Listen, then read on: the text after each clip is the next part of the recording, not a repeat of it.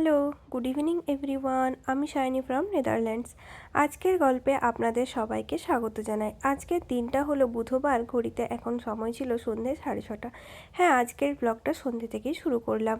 সকাল থেকে ব্লগ করা হয়নি, তাই ভাবলাম এখন ওই লেমন রাইস বানাচ্ছিলাম, তার জন্য ভাবলাম সাথে ব্লগটাও শুরু করি আর রেসিপিটাও আপনাদের সাথে শেয়ার করি।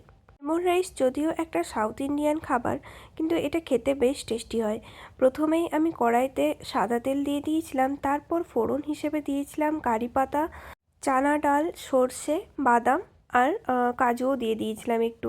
তারপর ওগুলো লাল লাল করে ভাজা হয়ে যাওয়ার পর ওর মধ্যেই আমি মিশিয়ে দিয়েছি কুচি কুচি করে রাখা পেঁয়াজ, টমেটো, আর ওই আমার কাছে ফুলকপি ছিল, ফুলকপি। আর এটা ছিল ওই বড় টাইপের যে লঙ্কাগুলো হয় না, এগুলোতে কিন্তু একদমই ঝাল থাকে না। ওই ক্যাপসিকাম ছিল না, তাই এটাই দিয়ে দিয়েছিলাম।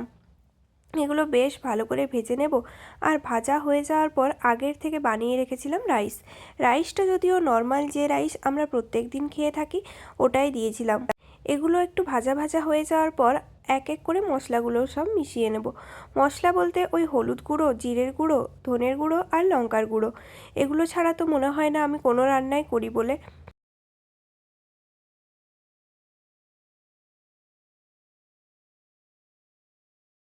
এগুলো ভাজা হয়ে যাওয়ার পর আমি আগের থেকে যে রাইসটা বানিয়ে রেখেছিলাম ওগুলো এই ভাতের সাথে বেশ ভালোভাবে মিক্সড করে নিয়েছি। আর আমি লেমনের মধ্যে আমার কাছে গন্ধরাজ লেবুটাই ছিল, ওটা আমি ভালো করে ওর থেকে স্কুইজ করে রস বের করে নিয়েছি, তারপর ওর মধ্যে মিশিয়ে দিয়েছিলাম।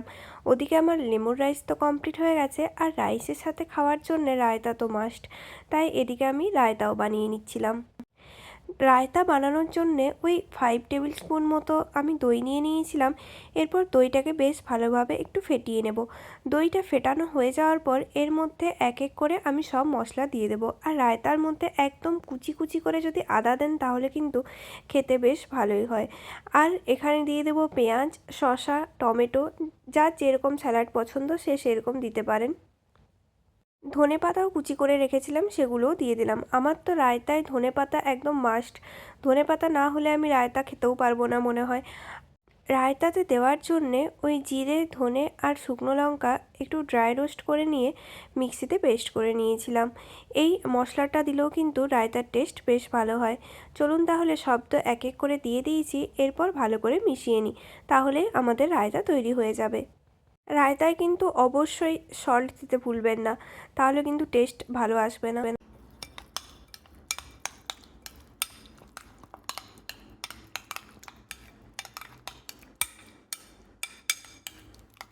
ওইদিকে ডিনার তো আমাদের রেডি হয়ে গেছে।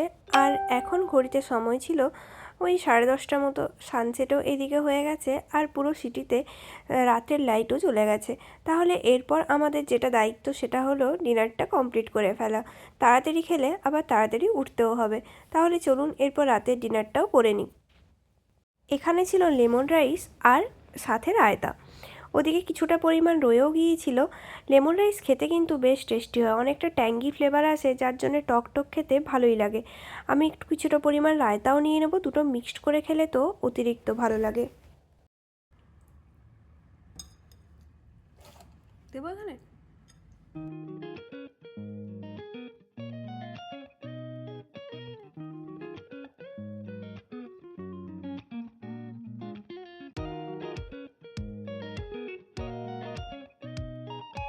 আজকে কিন্তু পরের দিন সকাল। কালকে রাত্রে তো ডিনার কমপ্লিট করার পর ঘুমিয়ে পড়েছিলাম, আর আজকে সকালে উঠে আবার ভাবলাম আপনাদের সাথে আজকের ব্রেকফাস্টটা শেয়ার করি। ফার্স্টে ছিল নুন, চিনি আর লেবু দিয়ে 1 গ্লাস শরবত। অলসো আমি খাচ্ছিলাম স্যান্ডউইচ, আলমন্ড আর বাদাম কিছু ভিজিয়ে রেখেছিলাম ওগুলোই। এটাতে আজকে আমার ব্রেকফাস্ট সর্টেড। আজকে তো আমি আপনাদের সাথে শেয়ার করছি যে আমি সারাটা দিনে কি কি খাই। তো এখন বিকেলের টাইম হয়ে গেছে, আর বিকেলে স্ন্যাক্স নিয়ে চলে এসেছি। স্ন্যাক্সে ছিল আজকে চানা চাট, সাথে চা তো অবশ্যই মাস্ট থাকতে হবে, আর নিয়েছিলাম কেক। এই কেকটা অনেকটা চকোলাভা কেকের মতনই খেতে ছিল, বেশ টেস্টি।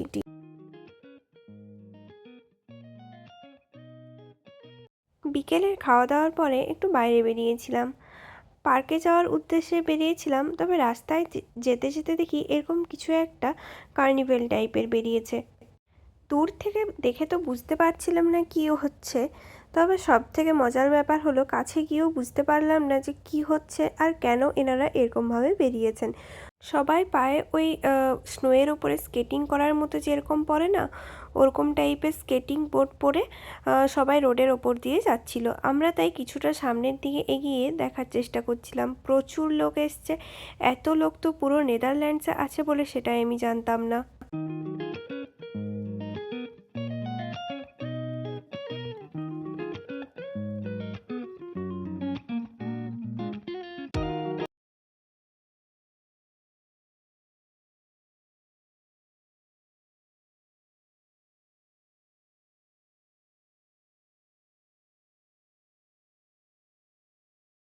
নভেম্বর, ডিসেম্বর, জানুয়ারি, ফেব্রুয়ারি এই 4টে মাস তো এদেরকে সবসময় বাড়ির মধ্যেই থাকতে হয়, আর খুব একটা বেশি এন্টারটেনমেন্টও কিছু থাকে না। তার জন্যে এনারা এই সামারের যে 3-4টে মাস পান সেই টাইমটা খুব বেশি এনজয় করেন। এই সময় প্যারেড, কার্নিভ্যাল, রোড শো এখানে হতেই থাকে। সেরকমই কিছু একটা কার্নিভ্যাল ছিল হয়তো এখানে। সে যাই হোক, অনেকক্ষণ ধরেই দেখলাম। এরপর আমরা যাই যে কাজের উদ্দেশ্যে আমরা এসছিলাম। যদিও কিছুই কাজ না, আমরা এখানে পার্কে বসার জন্য এসছিলাম, তাহলে পার্কের উদ্দেশ্যেই যাই। ওই দূরে যে বিল্ডিংটা দেখতে পাচ্ছেন এগুলো কিন্তু অ্যাপার্টমেন্ট। এই অ্যাপার্টমেন্টে কিন্তু মানুষজন থাকে। এখন কিন্তু আমরা চলে এসেছি পার্কে। আর পার্কে এসে আমাদের কাছে একটা ম্যাট ছিল যেটা বিছিয়ে আরামসে বসে পড়েছি। আজকের পার্কের ওয়েদারটা ছিল খুব সুন্দর, আর এরকম ওয়েদারে পার্কে বসে থাকার থেকে আর কি ভালো বা হতে পারে। আর কত সুন্দর সুন্দর এখানে ফ্লাওয়ার ফুটে রয়েছে দেখেছেন। এগুলো আর কদিনই বা থাকবে।